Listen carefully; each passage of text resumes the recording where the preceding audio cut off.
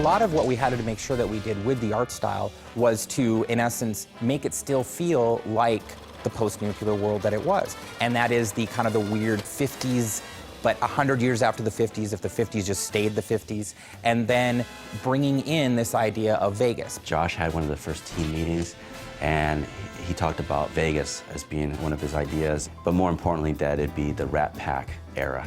And when he said that, then I was just joyous, because it's just great aesthetics at that time. When we started the game, there were a few things aesthetically that we knew we wanted to do. We wanted to make sure that the architectural style of homes, and as well as the casinos, either reflected 50s style from the Vegas era, or it reflected an even earlier time, more like the settlers of the West.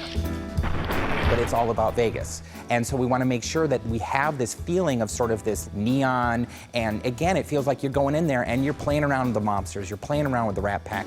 So much of Fallout is bleak. Everything's been blown up in Fallout for the most part, but the Las Vegas Strip is unique in that no nuclear weapons hit it.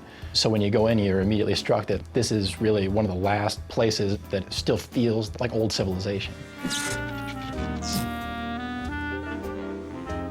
Our team, I think, got up to, including animators and myself, we're about 22. We have a lot of great people here, character artists, we have concept artists, world builders, prop artists, and they all have different backgrounds. We have folks like Brian Menzie, who's got a long history with the franchise, but then we have folks like myself who are new. So I think the combination of the different experiences really brought the quality bar up. It takes a lot of work and a lot of people.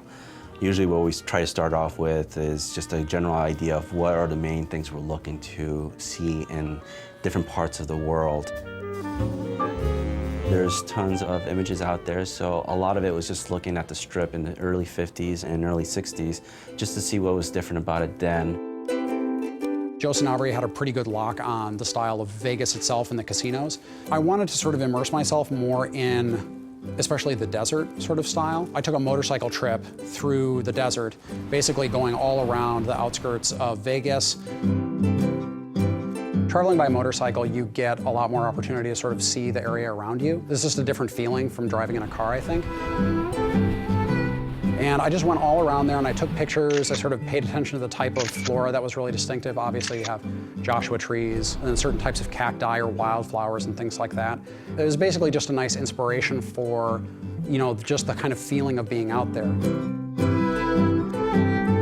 I try to take a lot of opportunities to see what Vegas looked like from different positions. You know, what does it look like when you're coming up from I-15, or what does it look like when you're way up in the mountains west of the valley?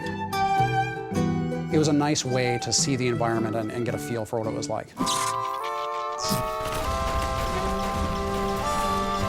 We wanted to make sure that this environment felt like a Fallout setting, but we also wanted to make sure that it was a distinct shift from the Capital Wasteland. You know, this is very, very far away from the DC area, and it's such an important part of the game, that feeling of exploration and looking around. We wanted to make sure that there was a distinct shift. One of the biggest differences is the lighting in the Southwest. Artists come from all over the world to try and paint and photograph in this kind of light that we have down here.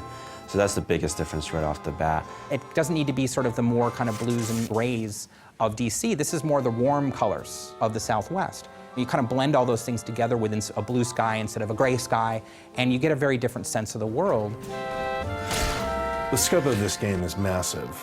You have basically a city in the middle of this area, and then the territory stretches all around the city and does stretch out all the way to Boulder City and to the dam. When doing Vegas, we didn't want to neglect any of the surrounding areas around Vegas. We wanted to make sure that we had Fremont Street realized, and we have a location called Freeside in the game before they even hit Vegas. And I think once they get a taste of that, they're going to be suitably intrigued to go, okay, well, if that's Freeside, hell, I wonder what Vegas is going to be like.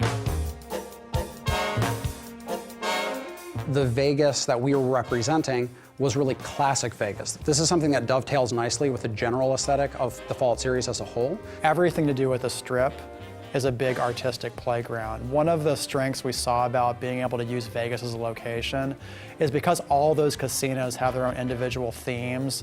It's like a big amusement park the size of a city.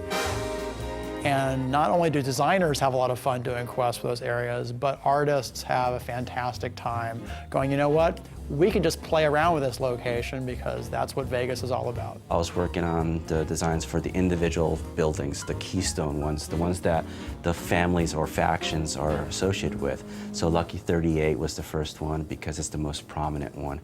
From there, I went to the Ultralux and then Tops. Each of those casinos had its own style that we defined for it. Its own color palette, its own particular slice of Googie style or Art Deco in some cases. I think we really knew that we kind of hit the look and the feeling of Vegas when we started putting the signs in. So, and I don't know why that was one of the key things, because you can have a big hotel, but it kind of doesn't feel like Vegas unless you have those giant signs. When you go into these places, they still look like things that have been rebuilt. This is still a world where people have to deal with certain material realities, and they're in the middle of the desert, pretty far away from anything else. So there's a lot of stuff that looks like it has been repaired, been remade, but it's not brand new. But then also you can see off to the sides in certain patches of the strip, you'll see just whole casinos that are just hulking ruins that are sort of blocked off. You know, that's to show again, like, you know, this place has been screwed up for about 200 years. We also wanted to make sure there's a certain energy about the strip too. So when you get past the Great Wall that surrounds Vegas and you actually get inside the city, you feel that same sort of energy that you feel from Las Vegas in real life. It's almost not just the art, it's sort of really focusing on sort of that feeling and making sure that it feels like a 24-hour city like it does in real life.